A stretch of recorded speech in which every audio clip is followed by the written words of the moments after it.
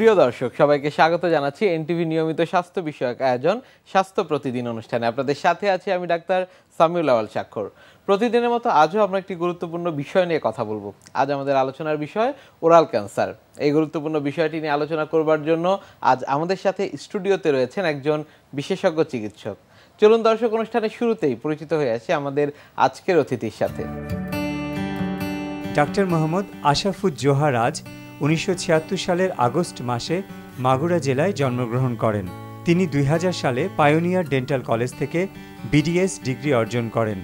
বর্তমানে তিনি রাজ ডেন্টাল সেন্টারের প্রতিষ্ঠাতা হিসেবে কর্মরত।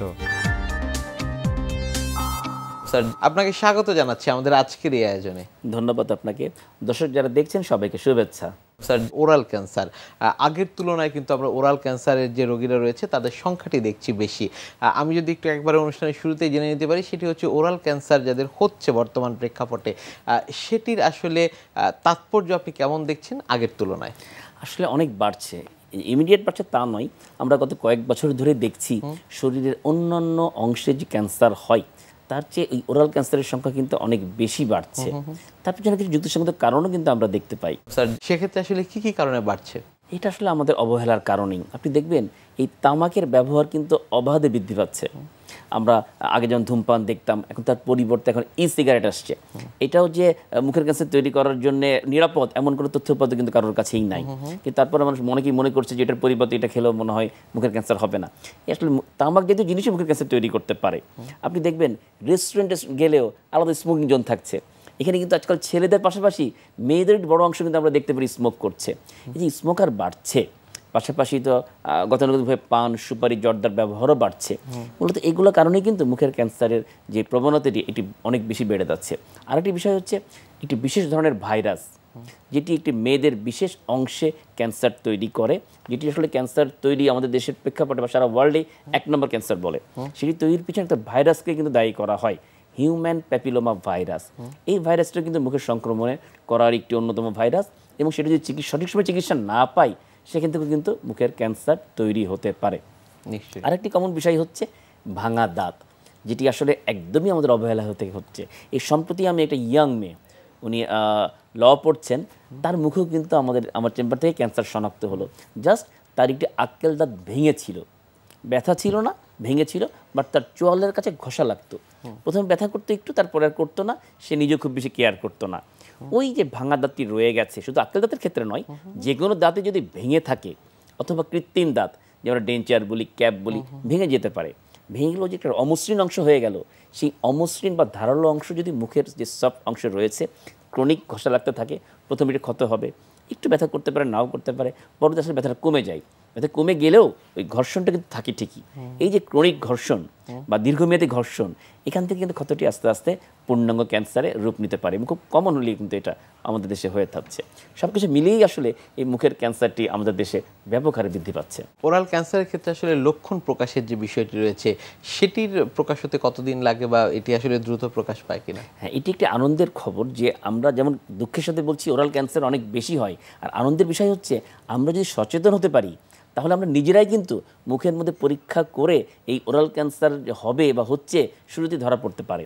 শরীরের অন্যান্য ক্যান্সার তো আমরা দেখতে পারি না, বুঝতে পারি না, বাট মুখের ক্যান্সার কিন্তু যদি আমরা একটু আয়নার সামনে হা করেও দেখি যে আমাদের মুখের ভিতরে যে লাল অংশটি রয়েছে সেটি কোথাও কোনো পরিবর্তন হচ্ছে কিনা, যেমন কোথাও একটু বেশি লাল হয়ে যাচ্ছে কিনা, কোথাও একটু গোটা টাইপের হচ্ছে কিনা, কোথাও একটু সাদা অংশ হয়ে জালের মধ্যে ছড়িয়ে যাচ্ছে কিনা, এই ধরনের যে কোনো অস্বাভাবিকতা, যেমন জিভার উপরে হতে পারে, জিভার সাইড দুই পাশে হতে পারে, জিভার তালুতে হতে পারে, চোয়ালের ভিতরের অংশে হতে পারে, এই ধরনের জায়গাতে আমরা যদি কোনো ক্ষত বা কোনো গ্রোথ বা কোনো কালার চেঞ্জ, এই সমস্যাগুলো যদি দেখি আমরা 2 সপ্তাহের বেশি রয়ে গেছে, তাহলে চিকিৎসকের পরামর্শ মতো সেই রোগটি বা সেই ক্ষতটির ধরনটি জেনে নেওয়া আসলে খুব জরুরি।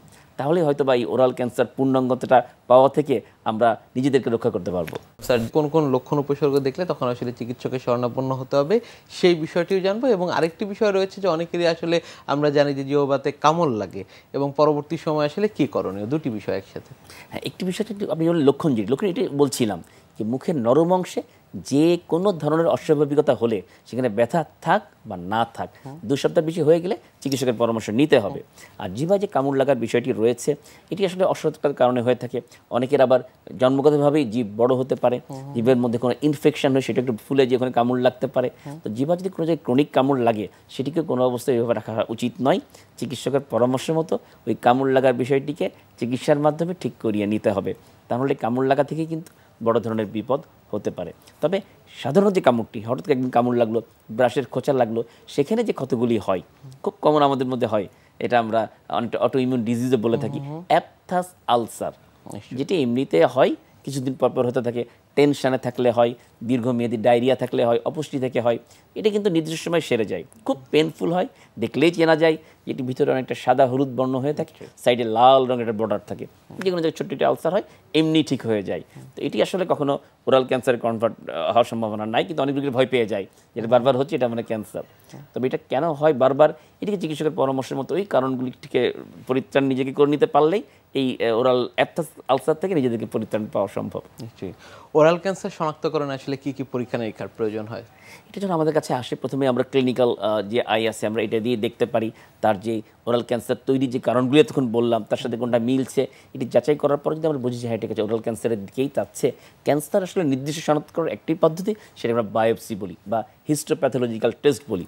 ওইখান থেকে একটু মাংস নিয়ে আমরা বিশেষ ল্যাবরেটরির মাধ্যমে দেখালেই বোঝা যায় যে আসলে এটা ওরাল ক্যান্সারের দিকে যাচ্ছে কিনা, গেলেও সেটা কোন স্টেজে আছে, সব কিছুই কিন্তু আমাদের বাংলাদেশে এখন সফলভাবে শনাক্ত করা সম্ভব। স্যার, কাউন্সেলিংটি আপনারা কিভাবে করেন ওরাল ক্যান্সার পেশেন্ট যারা রয়েছেন? ওরাল ক্যান্সারে হয়ে যায় তারা আসলে কিন্তু সে রোগী নয়, পুরো পরিবারই কিন্তু অসহায় হয়ে যায়, কারণ ক্যান্সার মানেই কিন্তু একটি ভয়াবহ রোগ, কোনো সন্দেহ নেই। কিন্তু ওরাল ক্যান্সার যদি প্রাইমারি স্টেজে শনাক্ত হয়, কারণ আমরা জানি ক্যান্সারের বিভিন্ন স্টেজ রয়েছে, মেনলি 3টা স্টেজ যদি আমরা ভাগ করি, যদি প্রাইমারি স্টেজেই ওরাল ক্যান্সার ধরা পড়ে তাহলে কিন্তু তার যে সফলতার হার, চিকিৎসার সফলতার হার, এটা কিন্তু প্রায় 100%। রোগী চাইলেই চিকিৎসা করে খুব ভালো অল্প সময়ে ভালো হয়ে যেতে পারে। তবে এই অবহেলাজনিত কারণে বিশেষ করে যে সমস্ত রোগীরা ক্যান্সার নিয়ে অবৈধ ডেন্টাল চিকিৎসকের কাছে যায় বা কোয়াক বা হাতুড়ি চিকিৎসকের কাছে যায়, তারা তো বুঝতেও পারে না, বিভিন্ন ওষুধ দেয়, এক স্টেরয়েড কমন ওষুধ দিতেই থাকে দীর্ঘমেয়াদী। এই যে দিচ্ছে, সেখান থেকে যখন ক্যান্সারের স্ট্রেস বাড়তে থাকছে তখন কিন্তু তার চিকিৎসা আসলেই জটিল, সময় সাপেক্ষ, ব্যয়বহুল এবং এক ছাতার নিচে সম্ভব নয়। আমাদের দেশে এখনও ওইরকম কোনো বিশেষায়িত হসপিটাল তৈরি হয়নি যে এক ছাতার নিচেই আমরা ক্যান্সারের যে বিভিন্ন স্টেজের চিকিৎসাগুলি, যেমন সার্জারি লাগবে, কেমোথেরাপি, রেডিওথেরাপি, সব কিছু যে সফলভাবে এক জায়গায় হবে এমনটিও নয়। ফলে রোগীর কিন্তু ঝামেলা বাড়তেই থাকে এই পুরো চিকিৎসাটি কন্টিনিউ করতে। আমরা অনেকেই দেখি যে চিকিৎসার হয়তো অর্থ অভাবে হোক বা যত্নের অভাবে হোক অর্ধেক চিকিৎসা করে ছেড়ে দিচ্ছে, ফলে রোগী কিন্তু ক্রমশই খারাপের দিকে যে আসলে মৃত্যুবরণ করছে ক্যান্সার থেকে। এই ব্যাপারে আসলে সচেতন হতেই হবে। নিশ্চয়ই। ওরাল ক্যান্সার আসলে চিকিৎসা পদ্ধতি কি কি রয়েছে আমাদের দেশে? আসলে এটা ডিপেন্ড করছে স্টেজের উপর। আমি যেটা বলছিলাম একটু আগেই, যে কোন স্টেজে সেই রোগী ডাক্তারের কাছে এসেছে, মানে চিহ্নিত ডাক্তারের কাছে এসেছে যেখানে গেলে সে ভালো চিকিৎসা পাবে। যদি প্রাইমারি স্টেজে আসে, অনেক ক্ষেত্রেই সার্জারির ক্ষেত্রে কিন্তু এটি ভালো হয়ে যায়। সার্জারি বলতে ক্যান্সার যেখানে হয়েছে তার সারাউন্ডিং যে ভালো টিস্যু, ওই পর্যন্ত আমরা সার্জারি করে এটাকে মিলিয়ে দিলে অনেক ক্ষেত্রে ভালো হয়ে যায়। তবে যখন ছড়ানোর প্রবণতা থাকে বা ছড়িয়ে গেছে, সেক্ষেত্রে এর সাথে এডিশনালি যুক্ত হচ্ছে কেমোথেরাপি এবং লাস্টে যে রেডিওথেরাপি, সবগুলি মিলেই আসলে এই সার্জারি মানে ওরাল যে ক্যান্সার বা যে কোনো ক্যান্সারের চিকিৎসা এই একই ধারাবাহিকতার মধ্যেই পড়ে। স্যার, ওরাল ক্যান্সার থেকে চিকিৎসা পদ্ধতির মাধ্যমে সুস্থ হবার পর পরবর্তী জীবনটি আসলে কিভাবে অতিবাহিত করতে হয় কিংবা লাইফস্টাইলে কোনো পরিবর্তন আনতে হয় কিনা? যেহেতু একটি লম্বা টাইমের একটা বড় ধরনের রোগ থেকে সে নিজেকে মুক্ত করতে পারছে, ফলোআপ আসলে থাকতেই হয় ওরাল ক্যান্সারে। এমনটা যে না যে ওরাল ক্যান্সার চিকিৎসার পর শতভাগ যে বলে দিতে এগুলো আর রিকার করবে না, এটি কিন্তু উন্নত বিষয়ও কিন্তু শতভাগ বলতে পারেন না। সেক্ষেত্রে রোগীদের একটু ফলোআপে থাকতে হয়। ডাক্তাররা তার যেভাবে লাইফস্টাইল বলে দেওয়ার কথা সেগুলিকে মেনটেন করতে হয়। ওরাল হাইজিন এখানে একটা বড় বিষয়, যেন ওরাল হাইজিনটা খুব ভালো মতো মেনটেন করার বিষয়টিকে একদম নিশ্চিত করে রাখতে হবে। পাশাপাশি তার সে যেন অপুষ্টিতে না ভোগে, পর্যাপ্ত স্বাস্থ্যকর পুষ্টির বিষয় থেকে নিশ্চিত করতে হবে, যাতে করে তার দেহের যে রক্তপ্রবাহ সেটা ঠিক থাকে, অন্যান্য যে রোগগুলি রয়েছে সেগুলি নিয়ন্ত্রণে থাকে। সব যদি সে স্বাস্থ্যসম্মতভাবে চলতে পারে, তাহলে এই ক্যান্সার সফলতার চিকিৎসার পর সে তার ভালো লাইফ বা তার নর্মাল লাইফ লিড করে তার পর্যাপ্ত আয়ু যে নির্দিষ্ট আয়ু পর্যন্ত সে ভালো থাকতে পারে। নিশ্চয়ই। আরেকটি বিষয় নিয়ে একটু আপনার কাছে জানতে চাই, সেটি হচ্ছে চোয়ালের জয়েন্টের সমস্যা। এটি আসলে বর্তমান প্রেক্ষাপটে আমরা দেখছি আগের তুলনায় এটিও বাড়ছে। কি হয়ে থাকে আসলে এই সমস্যাটিতে? আমরা যে মুখ খুলি, কথা বলি, খাবার গ্রহণ করি, একটি মাত্র জয়েন্টের মাধ্যমেই, সারা মুখে একটি জয়েন্ট সেটা মুভ করতে পারে। আমরা টিএম জয়েন্ট বলে থাকি বা টেম্পোরোম্যান্ডিবুলার জয়েন্ট বলে থাকি। এটা কানের ঠিক সামনে অবস্থায় দুই পাশেই হা করা। কোনো কারণে যে জয়েন্টের ঝামেলা হয়, কোনো কারণ বলতে কারণগুলো কিন্তু কিছুটা দেখা যায় যে এই জয়েন্টের সমস্যার পিছনে কিছু কারণ আমরা দেখতেই পারি। যেমন যাদের অসম দাঁত বা এলোমেলো দাঁত, ঠিকমতো কামড় পড়ছে না, তাদের এই সমস্যাটি তৈরি হতে পারে। যাদের মিসিং দাঁত, 3-4টা দাঁত নাই, দীর্ঘমেয়াদী রয়ে গেছে, দাঁত লাগাই নাই বা রিপ্লেস করেনি, তাদের টিএম জয়েন্টের সমস্যা হতে পারে। যারা দাঁত ঘষার অভ্যাস রয়েছে, আমাদের মধ্যে অনেকেই আছে রেগে গেলে দাঁতে দাঁত ঘষে বা ঘুমের মধ্যে দাঁতে দাঁত ঘষে, আমরা ব্রুক্সিজম বলি। এই ধরনের সমস্যা থাকলেও কিন্তু এই টিএম জয়েন্টের সমস্যা হতে পারে। যাদের হাড়ের বা অন্য কোনো সমস্যা রয়েছে, যেমন যাদের আর্থাইটিস রয়েছে, তাদের এই টিএম জয়েন্টের সমস্যা হতে পারে। কারণ যাই হোক না কেন, এই টিএম জয়েন্টের সমস্যার রোগী কিন্তু ইদানিং আমাদের দেশে অনেক বেশি বাড়ছে। নিশ্চয়ই। সেক্ষেত্রে আসলে কি করণীয়?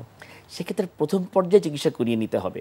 প্রথম পর্যায়ে ব্যথাটি অতটা অনুভব হয় না, এটা হা করলে একটা সাউন্ড হয়, এটা টিক টিক করে সাউন্ড হতে পারে, কানে সে নিজেই বুঝতে পারে বা পাশে কেউ থাকবে সে বুঝতে পারে সাউন্ডটি, একেবারে প্রাথমিক পর্যায়ে। অনেকে হা করলে মুখ লক হয়ে যায়, হাই তুলছে বা বড় হা করছে, লক হয়ে মুখ আবার ঠিক আগের অবস্থায় ফিরে আসে না। এই সমস্যাটি হতে পারে। আস্তে আস্তে সেটা পেনের দিকে যায়, এই পুরো সাইডটাই পেন করতে পারে, এক সাইডে শুয়ে আছে আর সাইডে পেন করতে পারে, মুখ হা করলেই ব্যথা করতে পারে। এই নানা জটিলতায় আসলে এই টিএম জয়েন্টের সমস্যা থেকে হতে পারে। নিশ্চয়ই। সেক্ষেত্রে আসলে যারা বাসায়, অনেকের এই অবস্থা হলে তাদের আসলে তাৎক্ষণিকভাবে কি করণীয়? আসলে এটা বাসায় বসে চিকিৎসা করার কোনো সুযোগ নেই, চিকিৎসকের পরামর্শ নিতে হবে। চিকিৎসক আগে কারণটা দেখবে যে কেন তার এই সমস্যাটি হচ্ছে, যে কারণগুলি আমি আগে বলছিলাম, ওর সাথে যেটা মিলে যাবে সেই অনুযায়ী চিকিৎসা প্রদান করার হয়ে থাকে। আসলে প্রথমে আমরা কিছু মাসেল রিল্যাক্সেশন দিতে পারি যাতে করে এই জায়গাটি একটু সফট হতে পারে। আর বাইট কারেকশন দরকার সেক্ষেত্রে। যাদের বাইট এলোমেলো আছে, সেই বাইট বলতে কামড় এলোমেলো আছে, সেই কামড়টি চিকিৎসা করিয়ে নিয়ে কামড়ের যে বিষয়টি সঠিক করতে হবে। যাদের দাঁতে ঘষার অভ্যাস রয়েছে তাদের আমরা এক ধরনের বাইট প্লেট বা নাইট গার্ড দিয়ে দিই, মুখের মধ্যে একটা বিশেষ ডিভাইস, ওটা পরে রাখলেও তাদের ঘষা লাগবে না। সেক্ষেত্রে টিএম জয়েন্ট রিল্যাক্স থাকবে এবং আস্তে আস্তে এটাকে ভালো হয়ে যায়। যাদের একটু সিভিয়ার পর্যায়ে চলে গেছে তাদের বিভিন্ন ধরনের এক্সারসাইজ দিয়ে থাকি আমরা এই জায়গাটিকে, সেগুলি করলে কিছুটা আরাম পাওয়া যায়।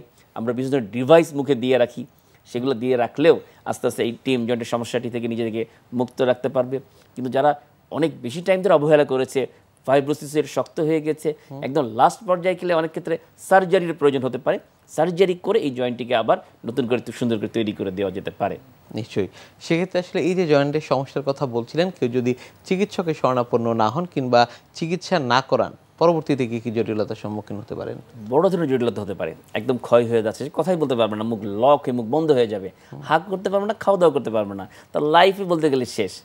সেক্ষেত্রে সিভিয়ার পর্যায়ে ওই সার্জারি ছাড়া আসলে এটার বিকল্প কিছু থাকে না। ওরাল ক্যান্সারের আমরা অনেকগুলো বিষয় নিয়ে আপনার কাছ থেকে শুনবো, তবে তার আগে আমাদের এই অনুষ্ঠানে একটি নিয়মিত সেগমেন্ট হচ্ছে বিভিন্ন খাদ্যের পুষ্টি গুণাগুণ সম্পর্কে আমাদের দর্শকদের জানিয়ে দেয়া। প্রিয় দর্শক, দেখছেন স্বাস্থ্য প্রতিদিন। কথা হচ্ছিল খুব গুরুত্বপূর্ণ একটি বিষয়, ওরাল ক্যান্সার নিয়ে। অনুষ্ঠানের পর্যায়ে দেখে নেব বিভিন্ন খাদ্যের পুষ্টি গুণাগুণ সম্পর্কে আমাদের পুষ্টিবিদের কাছ থেকে। দাঁতের সুস্থতায় আমরা কি করব বা দাঁত সুস্থ রাখতে গেলে আমরা কোন ধরনের খাবার খাবো, আমাদের দাঁতে সাধারণত কেন সমস্যা হচ্ছে বা দাঁতে অনেকের দেখা যায় আমরা যেটা বলি যে পোকা ধরছে, এটা আসলে পোকা ধরা না, দাঁতে আপনার ক্ষয় হয়ে যাচ্ছে। এখন সেটা কেন হচ্ছে? প্রধানত আমরা যে ধরনের খাবারগুলো খাই, বিশেষ করে সবার কিন্তু চকলেট, ক্যান্ডি, ছোটোবেলা থেকেই বাচ্চাদেরকে আমরা চকলেট, ক্যান্ডি এই ধরনের খাবারগুলো খাওয়াতে ইউজ টু করে ফেলি। বাহিরের যে সফট ড্রিঙ্কস, জুস, এগুলো বাচ্চারা খাচ্ছে এবং যার কারণে কিন্তু দাঁতের উপরে যে এনামেল রয়েছে সেটা কিন্তু ক্ষয় হচ্ছে। এই দাঁতে যখন আপনার ক্ষয় হচ্ছে, দাঁতের এনামেল ক্ষয় হচ্ছে, পরবর্তীতে এটা থেকে কিন্তু মাড়িতে ইনফেকশন হচ্ছে, ব্যথা হচ্ছে এবং একটা পর্যায়ে কিন্তু দাঁত ফেলেও দিতে হচ্ছে।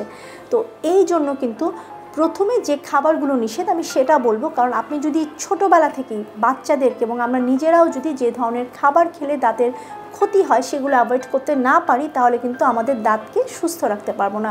ঘুম থেকে উঠে কিন্তু আমরা স্বাভাবিক যে হেলদি নাস্তা সেটা গ্রহণ করতে পারি, তারপরে আমরা মিষ্টি জাতীয় খাবার বা মিষ্টি খেতে পারি।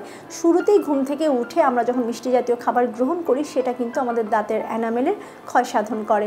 এই জন্য মিষ্টি জাতীয় খাবার একটু পরে গ্রহণ করতে হবে। চিনিটা অ্যাভয়েড করা উচিত। বাচ্চাদেরকে আমরা বলি চিনি না দিয়ে আপনি কিন্তু আখের গুড় কিংবা হলো যে মধু দিতে পারেন, চিনিটা অ্যাভয়েড করা বেটার। এবং আমাদের বড়দের কিন্তু চিনিটা যতটা সম্ভব আমরা অ্যাভয়েড করতে পারবো, ততই কিন্তু এটা আমাদের দাঁতের সুস্থতা ধারণ করবে।